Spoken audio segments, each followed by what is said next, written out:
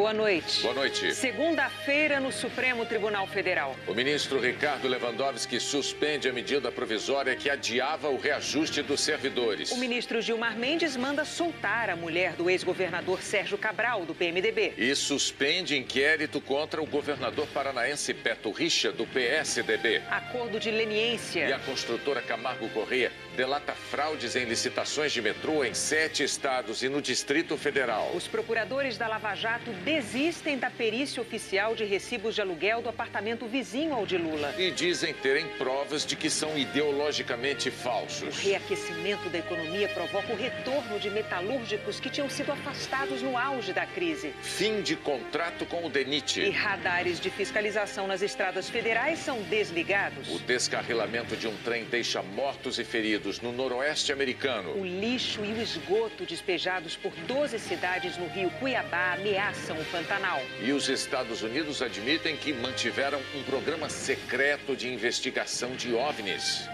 Daqui a 1 minuto e meio, no Jornal Nacional.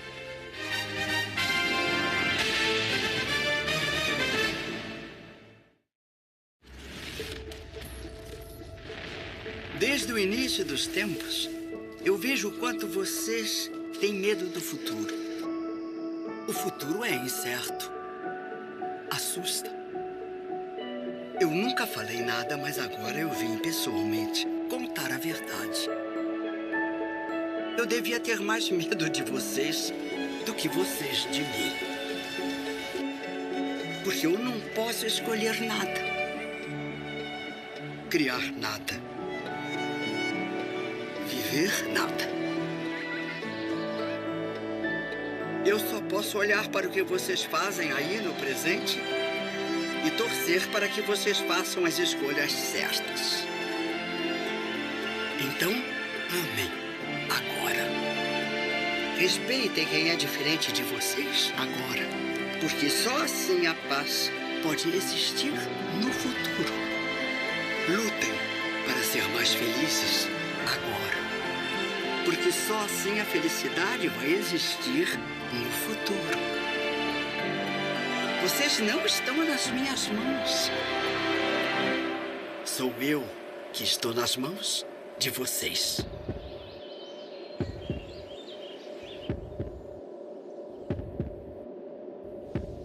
Feliz 2018.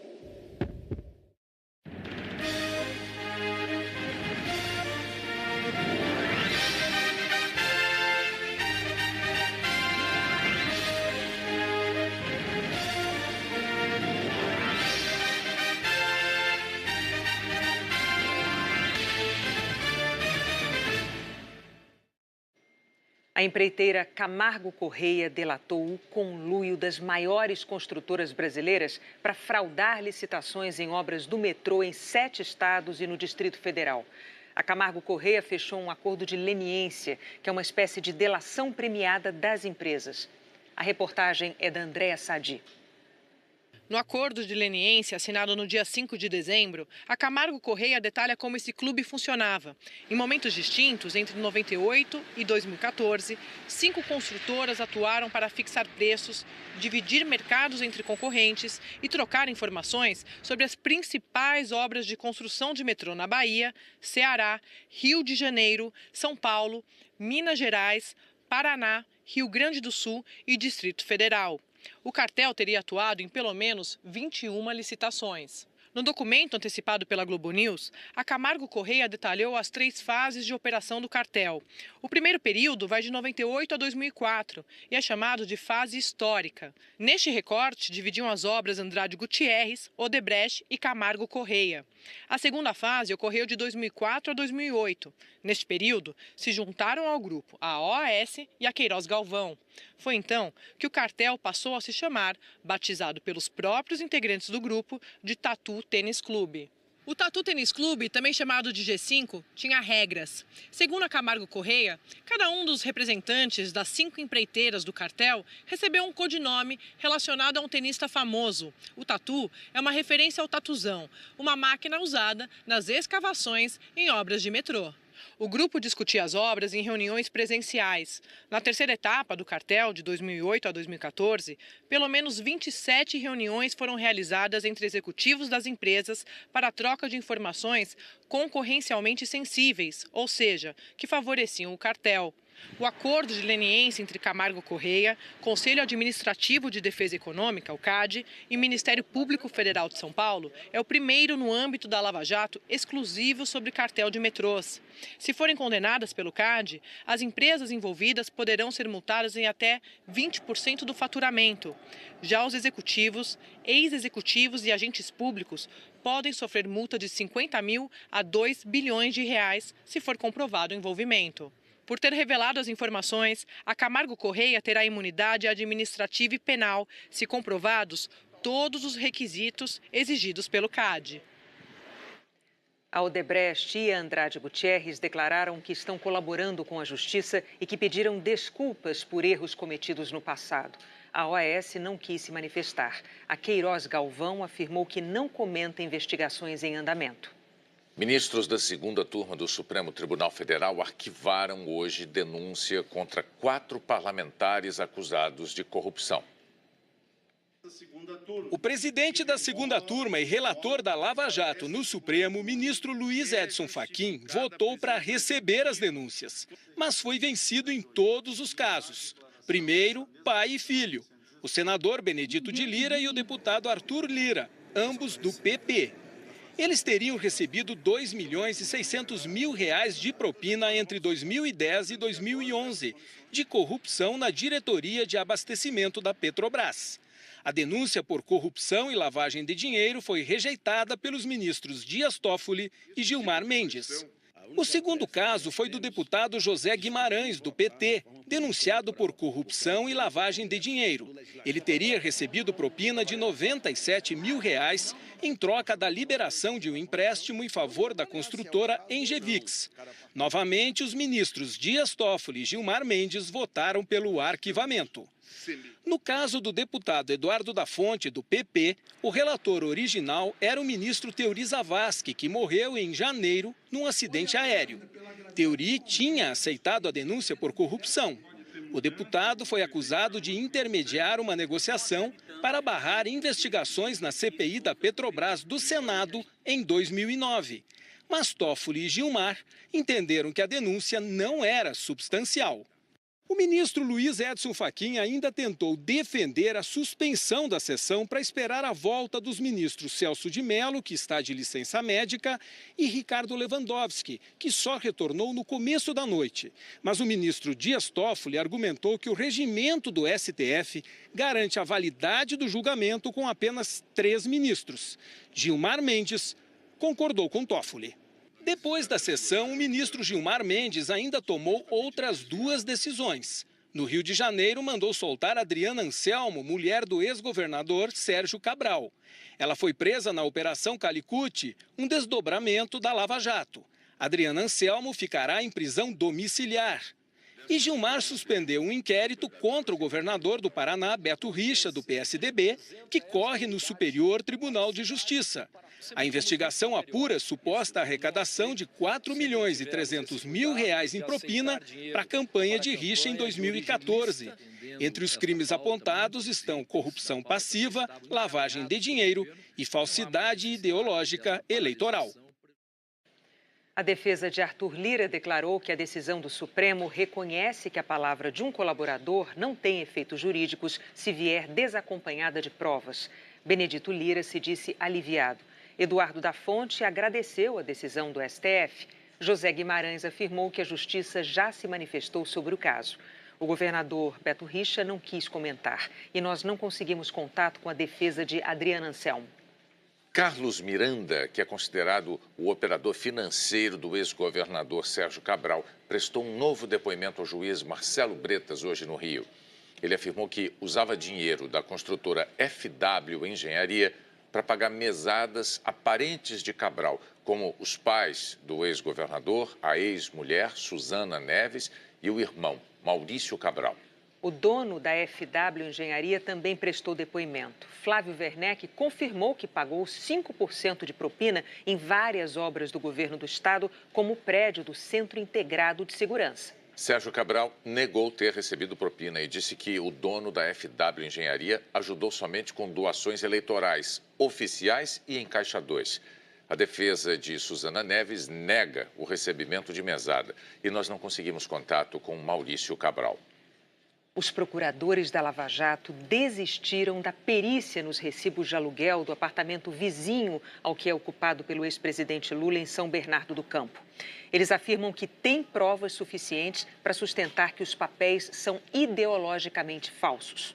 O Ministério Público Federal afirma que Lula ganhou o imóvel como propina da Odebrecht por contratos com a Petrobras e que, para ocultar a real propriedade, o apartamento ficou em nome de Glaucus da Costa Marques e um contrato de aluguel foi forjado.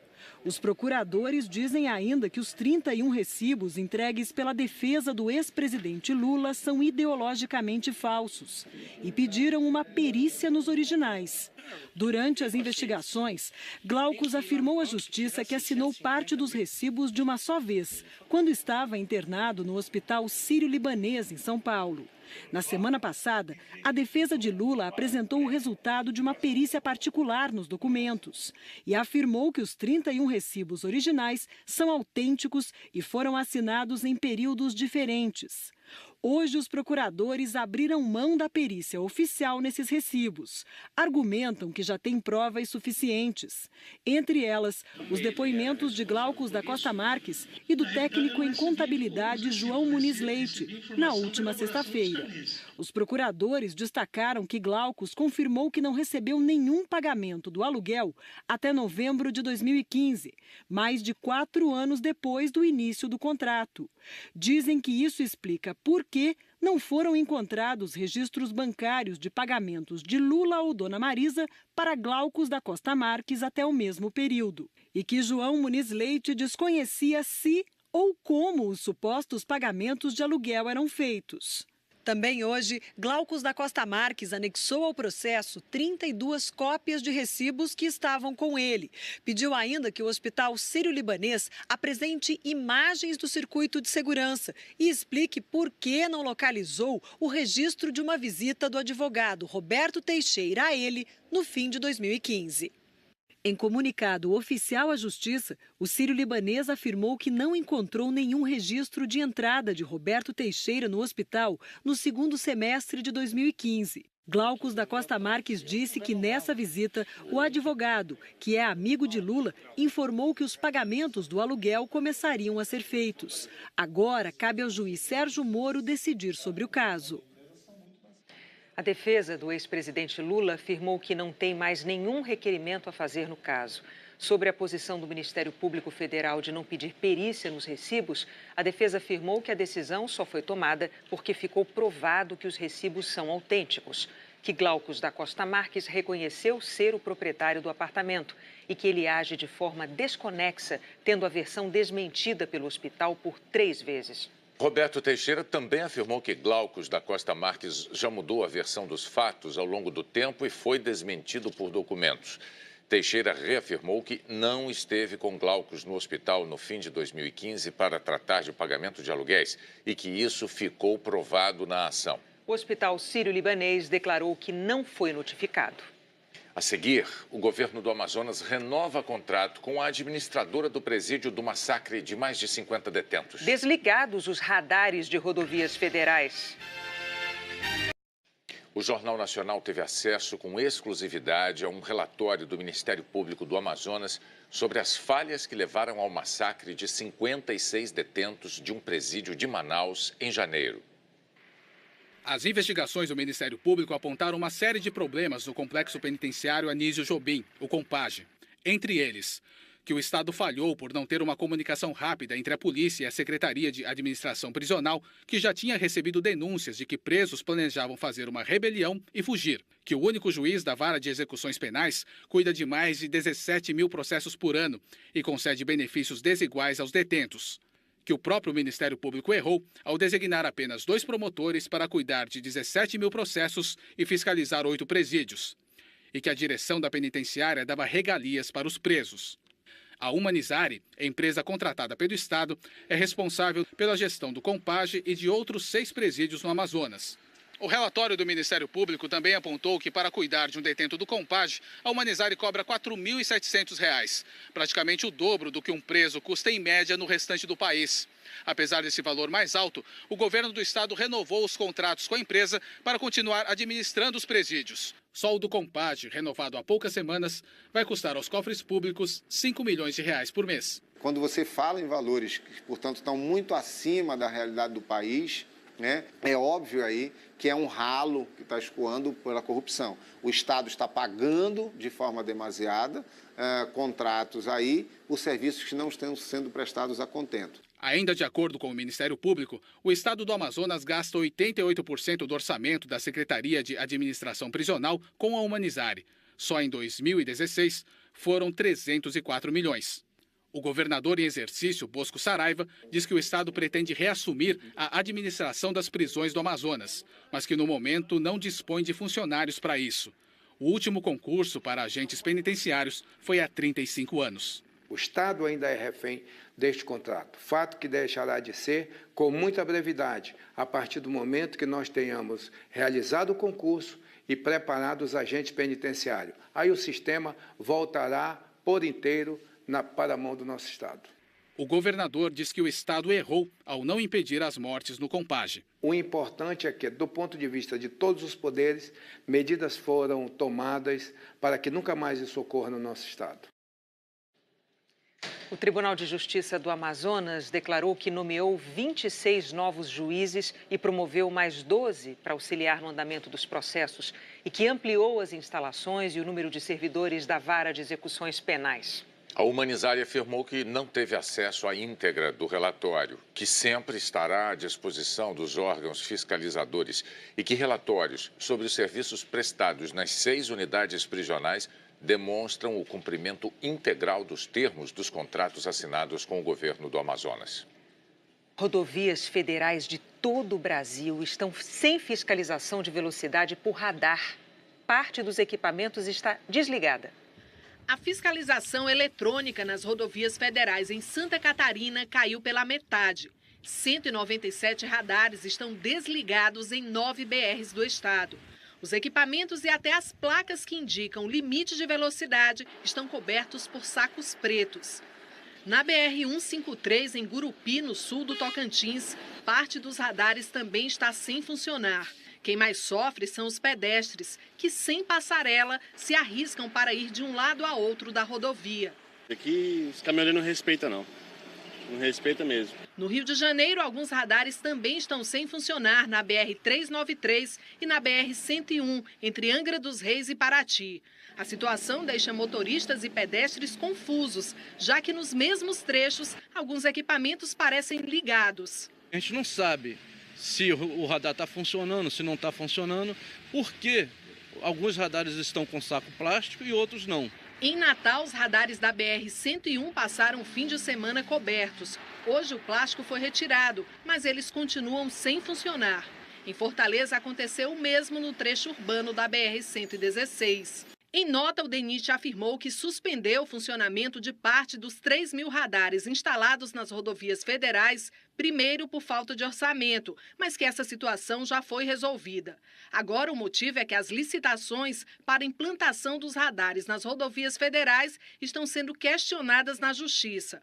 O departamento declarou que cobrir os equipamentos com material plástico não está previsto em contrato, e que instaurou o processo de responsabilidade em relação às empresas. Mesmo com alguns equipamentos de fiscalização sem funcionar, o limite de velocidade de cada rodovia, informado nas placas de sinalização, continua o mesmo e deve ser respeitado pelos motoristas. Mas neste período de fim de ano e férias, a redução da fiscalização eletrônica nas estradas preocupa a Polícia Rodoviária Federal. O controle de velocidade é importantíssimo para a gente conter a violência no trânsito. A velocidade associada com ultrapassagem indevida, alcoolemia, é uma das principais causas de morte em rodovias federais. A Polícia Rodoviária diz que vai continuar fiscalizando com radares portáteis em trechos onde mais acontecem acidentes, principalmente Principalmente nesse fim de ano, quando aumenta o movimento nas rodovias brasileiras.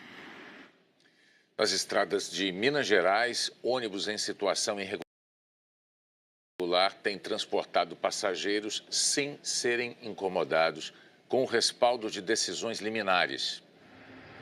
Esse ônibus aí, prestes a partir para o interior de Minas, faz o embarque dos passageiros no meio da rua, no centro de Belo Horizonte. No mesmo lugar, a passagem é vendida e chega a custar até a metade do preço da passagem convencional. Montes Claros é quanto, amigão? R$70. Tá reembolso, depois você tem nota? Não, acho que não sei. E não é só no centro que isso acontece. Esse é um dos maiores terminais turísticos de Belo Horizonte. Aqui existem várias agências de viagens e muitas vendem passagens para o interior de Minas e até para outros estados que só poderiam ser vendidas por empresas que têm a concessão das linhas rodoviárias. Na porta da agência tem até letreiro informando o preço do bilhete. Na loja, a venda é assim, sem recibo nem passagem. Essas agências de turismo deveriam fazer apenas viagens fretadas, mas operam como as linhas regulares. E sai todo dia? Todo dia, 9 da manhã. É esse ônibus? Esse ônibus. E à noite é um ônibus, é um ônibus menor. Tem anúncio na internet também. Muitas viagens são feitas em ônibus que não passam por inspeção. Esse aí vai rodar quase 500 quilômetros com o vidro quebrado. Não tem perigo em estrada de fiscalização paradinha, Polícia Federal, DR? Vindo de lá pra cá, o DR para. Mas não dá problema de passagem não. Tem a liminar, né? Tem a liminar para rodar. Segundo o DR, Departamento de Edificações e Estradas de Rodagem de Minas, a Justiça concedeu mais de 3.000 liminares no estado que impedem a fiscalização desse tipo de transporte irregular. As empresas regulares, nós já temos cidades que não têm mais a presença delas, porque ninguém se propõe a concorrer com quem não tem nenhuma regra de transporte. O Ministério Público entrou no caso. Algumas empresas até assinaram um termo de ajustamento de conduta. Mas, para haver medidas eficientes, o esforço tem de ser coletivo. A fiscalização tem que ser mais incrementada, né? O Ministério Público tem que atuar da forma que ele puder, inclusive para ajudar. E a Justiça tem que ter um pouco mais de sensibilidade para tratar desse problema. Este professor de engenharia de transporte alerta para o risco desse tipo de serviço. Quando você tem um serviço regular, ele tem uma série de obrigações a cumprir. Jornada máxima para motorista, inspeções periódicas em veículos, idade máxima da frota. Isso, sem dúvida, permite condições melhores de segurança para o usuário. Pode ser um barato que sai caro. O Tribunal de Justiça de Minas Gerais declarou que não é possível comentar decisões individuais e que os juízes têm a obrigação de analisar os conflitos de interesse que chegam ao judiciário. 6 pessoas morreram e 77 ficaram feridas no descarrilamento de um trem no estado americano de Washington. Um dos vagões despencou de um elevado sobre uma rodovia movimentada. Outro ficou dependurado. Era a primeira viagem de uma rota mais rápida entre as cidades de Seattle e Portland, que fica no estado do Oregon. A suspeita preliminar é de que o trem tenha se chocado com algum objeto que estava nos trilhos. A seguir, o lixo e o esgoto de 13 cidades ameaçam o Pantanal. Uma das maiores reservas de água doce do mundo está ameaçada. O lixo e o esgoto de 13 cidades às margens do rio Cuiabá vão parar no Pantanal mato-grossense. Tem sofá, ventilador, tudo que é lixo. Mesmo para quem passa rápido, é impossível não ver. Essa não é a paisagem com que o mundo se acostumou. Só que cada vez mais o que não deveria estar ali é evidente. Agride a natureza exuberante do Pantanal e a vida de quem é do lugar. Fica que o homem pantaneiro que destrui a natureza. Não é o homem pantaneiro que destrui a natureza, porque esse lixo vem de lá de cima. Lá em cima, seguindo o mapa, é a área urbana da capital. O rio Cuiabá passa bem ali no meio. E a água é envenenada por garrafas PET, inseticida, bolas, capacete. O Pantanal é um mundo de água, a maior planície alagável do planeta. São 155 mil quilômetros quadrados de área. É maior que o Ceará, maior que Rio de Janeiro e Santa Catarina juntos. Mas o gigante não escapa ao trabalho de formiguinha, que é a ação do homem, o dono do lixo. Essa época é considerada crítica pelos especialistas. É que a região metropolitana de Cuiabá ficou mais de 80 dias sem chuva. Agora, chove todo dia, chove pra valer. Com isso, os rios enchem e carregam tudo que ficou acumulado nas margens, nos córregos, para dentro d'água. Em 24 horas, esses dejetos vão parar nas bacias que alimentam o Pantanal. É 1,5 tonelada de porcaria que vem parar aqui todos os dias. Essa primeira chuva levou mais de 400 toneladas de lixo para o rio. Umas 45 a 50 era de material flutuante, que desceu, saiu daqui com passagem de ida sem volta. E ainda tem o esgoto. Apenas 25% são tratados em Mato Grosso, segundo a Secretaria de Meio Ambiente do Estado. Do restante, boa parte desemboca direto nos rios que formam o Pantanal. A Secretaria promete apurar o tamanho deste impacto e investimentos. Nós temos o Comitê de Bacias, que estamos investindo 7 milhões de reais pelo Progestão e monitoramento de qualidade da água para quantificar o tamanho e a quantidade de dejetos poluindo os rios da Baixada Cuiabana e, consequentemente, acharmos o diagnóstico para podermos buscar a solução. Neste momento, apenas ações voluntárias tentam limpar o Pantanal. Esse lixo dos 13 municípios que fazem margem do rio Cuiabá estão literalmente matando o Pantanal. Então nós temos a obrigação de vir tirar e levar de novo esse lixo para as cidades, né, e jogar num lugar apropriado. Seu João agradece. De primeiro vinha a enchente, vinha o peixe. Agora vem o lixo. O que nós vamos fazer? Não pode, né? O Pantanal está pedindo socorro. Vamos lá para São Paulo falar com a Maju Coutinho, porque nessa semana começa oficialmente, né, Maju, o verão, e já está quente demais em algumas regiões do Brasil, hein?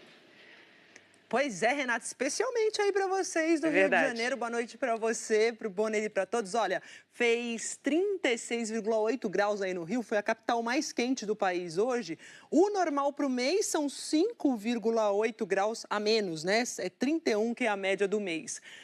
Também fez muito calor lá no Recife, 33,1, a média de 30. Aqui em São Paulo, 29,2 à tarde, média de dezembro, 26 graus. Faltam 3 dias para o verão e nessa semana tem mais sol sobre as nossas cabeças. Veja só, a primavera começou aqui lá no dia 22 de setembro, com o hemisfério sul recebendo a mesma quantidade de luz solar que o hemisfério norte, né? Ao longo da estação, a incidência dos raios foi aumentando no hemisfério sul e a atmosfera veio aquecendo. Agora, nessa semana especialmente, a luz solar passa a incidir mais diretamente aqui. Ó. A gente viu que virou o globo sobre o hemisfério sul por causa da inclinação do eixo da Terra, até atingir aí o pico de incidência que vai ser na quinta-feira, dia 21, início do verão.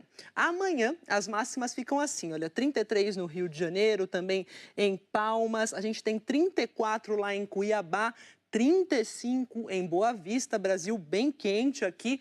Ainda falando sobre temperatura, a Agência Americana de Oceanos e Atmosfera divulgou hoje que 2017 vai terminando como o 3º ano mais quente da história e o mês de novembro foi o 5º mais quente. Para a maioria dos cientistas, né, este aumento pode intensificar aí fenômenos como seca, aqui enchentes, Renata, e queimadas, como a gente vê nessa arte que o Rodrigo de Biasi preparou para a gente. E Maju, onde chove?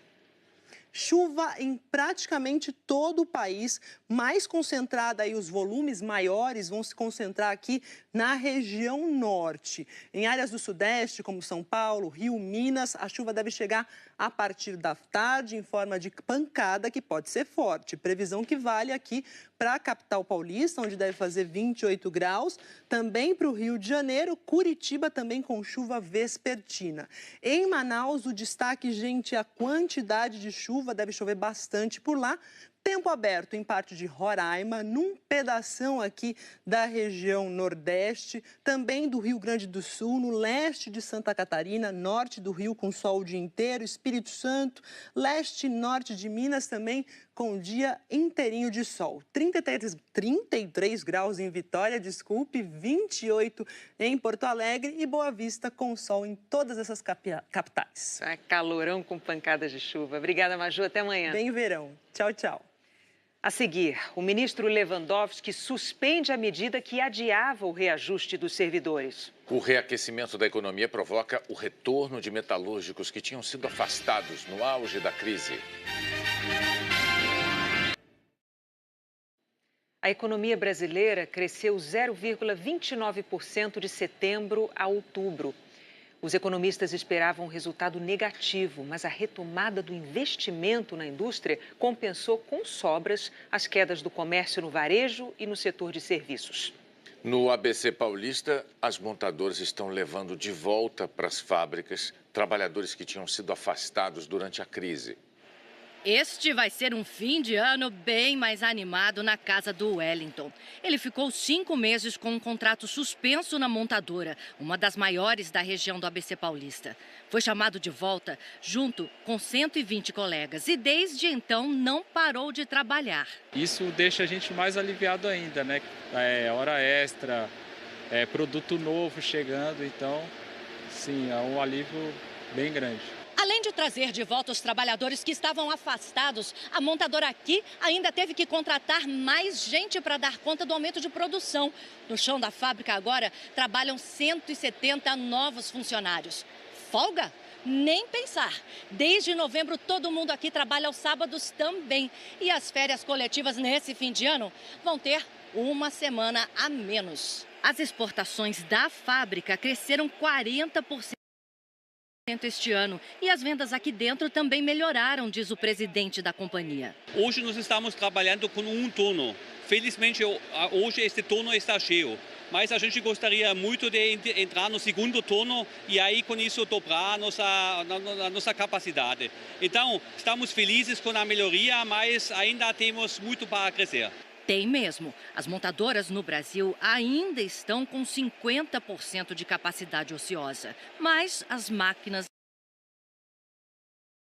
aos poucos, voltam a funcionar. Em março do ano passado, quase 40 mil metalúrgicos estavam afastados ou com licença remunerada ou dentro do Programa de Proteção ao Emprego patrocinado pelo governo federal. Hoje, esse número caiu para menos de 3.400 funcionários. Esta montadora de caminhão, que também fica no ABC Paulista, empregou 500 novos trabalhadores de maio para cá. A Juliana, que trabalhou aqui com contrato temporário, foi chamada de novo. Aumentou bastante a produção, o que a gente pode observar, né? Tanto o mercado interno, que é o Brasil, quanto a exportação. Então, para a gente é muito legal. A volta dos metalúrgicos às fábricas também é um alívio para o comércio em torno das montadoras. Eles pedem muitas coisas, entrega lá para eles, vem um pouco para cá, entrega pizza, baguete, refeições, lanches. Então, melhorou sim. O ministro Ricardo Lewandowski, do Supremo Tribunal Federal, suspendeu a medida provisória que adiava em um ano o pagamento do reajuste de servidores do governo federal. Uma decisão que tem impacto direto na Previdência. A decisão do ministro Ricardo Lewandowski também suspende o aumento previsto da contribuição previdenciária dos funcionários públicos federais, que ganham mais de R$ 5.500, de 11% para 14%. O ministro disse que os servidores seriam duplamente afetados por cercear um reajuste salarial já concedido mediante lei e por aumentar a alíquota da contribuição previdenciária, que passa a ser arbitrariamente progressiva. A Procuradora-Geral da República, Raquel Dodge, também tinha se manifestado a favor do aumento salarial. A decisão de Lewandowski vai agora para o plenário do Supremo. Os ministros poderão confirmá-la ou não. Ao adiar o reajuste de janeiro do funcionalismo, o governo afirmou que faria uma economia de 4 bilhões e 400 milhões de reais. Deputados governistas criticaram o entendimento de Lewandowski. Beneficia os altos salários do serviço público, que ganham acima de R$ 5.500. Do ponto de vista fiscal, é um desgaste para o Brasil. Essa é uma decisão que faz mal para o Brasil, que está se recuperando nas contas e recebe um outro tiro, e tiro qualificado. A decisão de Lewandowski sai depois de o Conselho Nacional de Justiça ter tido acesso pela primeira vez às folhas de pagamento de 26 tribunais de justiça dos estados e do Distrito Federal. Os jornais O Globo e o Estado de São Paulo cruzaram essas informações. O Globo constatou que mais de 71% dos juízes estaduais recebem acima do teto. O Brasil tem mais de 16 mil juízes e desembargadores. 11.600 ganham, em média, R$ 42.500. Nesse cálculo entram auxílios, como moradia, alimentação, saúde, gratificações e pagamentos retroativos, atrasados. O teto estabelecido pela Constituição é o salário dos ministros do Supremo, hoje em R$ 33.763. O jornal O Estado de São Paulo mostra que apenas com a concessão dos auxílios, os tribunais estaduais gastam por ano cerca de 890 milhões de reais.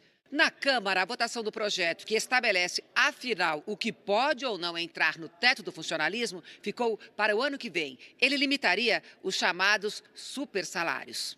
O relator disse que o projeto não andou porque muitos órgãos não enviaram para a Câmara as informações específicas sobre salários. A justificativa não existe, até porque a Lei de Acesso à Informação dá 20 dias de prazo para a resposta ser feita. Nós já estamos a 100 dias do pedido e até agora alguns não responderam. É o caso do CNJ, do Conselho Nacional do Ministério Público e do Tribunal de Contas da União. O Ministério do Planejamento afirmou que a decisão do ministro Ricardo Lewandowski é passível de recurso e que a manutenção das medidas é importante para a estabilidade das contas públicas. O Conselho Nacional de Justiça afirmou que, por determinação da ministra Carmen Lúcia, as remunerações dos magistrados estão no portal do CNJ na internet para dar transparência e sanar eventuais irregularidades. O Tribunal de Contas da União afirmou que disponibiliza regularmente as informações sobre as remunerações de servidores e autoridades em seu site. O Conselho Nacional do Ministério Público afirmou que na página do portal da transparência estão as remunerações dos servidores da entidade divididas por mês e ano. No esforço por votos para aprovar a reforma da Previdência em fevereiro do ano que vem, o PMDB decidiu como punir deputado que não apoiar o texto. A pauta do governo se confunde com a do PMDB, partido de Michel Temer. Na véspera da convenção do partido, o presidente e seus ministros do Planalto reforçaram o discurso. A reforma da Previdência é prioridade número 1. O presidente do PMDB, que também é líder do governo no Senado, avisou que não há espaço para traições. O partido fechou questão, lembrou Romero Jucá, e a moeda de troca vai ser o recém-criado fundo eleitoral, essencial para candidatos em 2018. A distribuição do bolo vai privilegiar PMDBistas mais fiéis. Não vai ter retaliação, mas vai ter valorização. Ou seja, aqueles que são mais fechados com a posição do partido têm que ser valorizados. Portanto, nós vamos dar um tratamento mínimo a todos, mas a Executiva Nacional vai ter o cuidado de atuar de forma que aquelas figuras que são mais emblemáticas, que são candidatos a governador, que são candidatos a senador, a deputado federal, que têm sido leais ao partido, devem receber efetivamente um tratamento diferenciado. A reforma da Previdência ainda não conta com o apoio de 308 deputados, mínimo necessário para aprovar o texto. O governo empurrou a decisão para a segunda quinzena de fevereiro. Aposta alto na campanha sobre a urgência das mudanças no sistema de aposentadorias. O presidente da Câmara, Rodrigo Maia, do Democratas, acredita na chance de aprovar a reforma em fevereiro. A última, na opinião dele, porque depois... Fica mais difícil, né? Fica muito difícil. Mas eu acho que a gente vai ter os votos em fevereiro para votar a Previdência. Mas no meio do caminho tem o lobby de pelo menos 10 associações de servidores públicos. Eles querem regras de transição diferentes, mais flexíveis, para quem foi admitido antes de 2003. Os mais interessados e que mais pressionam são os funcionários do Judiciário, que estão entre os que recebem os maiores salários. E quem está administrando essas tratativas é o presidente da Câmara. Rodrigo Maia tem tem conversado, por exemplo, com ministros de tribunais superiores, representantes da Associação Nacional de Procuradores da República e do Fórum Nacional de Carreiras de Estado. Mas no que depender da equipe econômica e do discurso no Planalto, não há margem para concessões. O governo aposta no convencimento. O que nós esperamos é que nós teremos mais votos. Por quê? Porque a sociedade vai tomando consciência da imperiosidade da reforma da Previdência. E na medida em que os parlamentares voltem para suas bases, eles conversando com as suas comunidades, eles vão ver as mudanças que aconteceram na opinião das suas comunidades, seguramente nós teremos em fevereiro mais votos do que nós temos agora. No quarto discurso do dia, Temer subiu o tom, cobrou de governistas que sejam governo. Quem é governo tem que ser governo, não é verdade? Não dá para ser governo para um episódio, para vir aqui naturalmente conversar com o presidente e ser contra o governo em outros episódios. E particularmente, se me permitem, ser contra o governo numa matéria que diz respeito aos interesses do país e particularmente àqueles menos privilegiados do país. Uma greve geral na Argentina em protesto contra a reforma da Previdência deles provocou o cancelamento de voos locais e internacionais. Mais de 20 mil passageiros foram afetados, inclusive de voos entre a Argentina e o Brasil. Manifestantes contrários à reforma entraram em choque com a polícia nos arredores do Congresso, onde os deputados estão debatendo a reforma hoje. O governo do presidente Maurício Macri argumenta que ela é essencial para reduzir o déficit fiscal da Argentina. A seguir, o programa americano de investigação de OVNIs.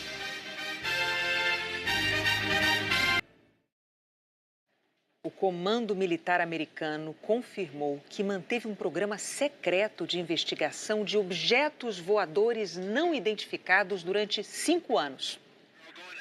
Pilotos de caças da Marinha Americana seguem Bom, eles não sabem o que é. Ninguém sabe até hoje. Na imagem da câmera de infravermelho, o objeto aparece bem no meio da tela. O piloto conversa com outro piloto pelo rádio e diz: é um drone. Um deles fala: meu Deus.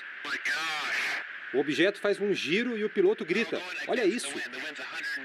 Essas imagens foram gravadas em 2004. Fizeram parte de um programa secreto do Departamento de Defesa americano, agora revelado pelo jornal The New York Times. Durante 5 anos, agentes do Pentágono investigaram aparições de objetos voadores não identificados. Nos documentos desse programa secreto, existem relatos de pessoas que viram aeronaves muito velozes que pareciam não ter um sistema de propulsão. Ou seja, aparentemente não tinham nenhuma turbina ou coisa parecida. O que quer que fosse aquilo, não era como as aeronaves que a gente conhece. Em 2012, o governo cortou as verbas para a investigação de OVNIs. O Departamento de Defesa diz que havia outras prioridades. Afinal, a gente já tem problema demais aqui na Terra. É verdade. O JN termina aqui. Logo depois de Tela Quente tem o Jornal da Globo. Boa noite. Boa noite para você e até amanhã.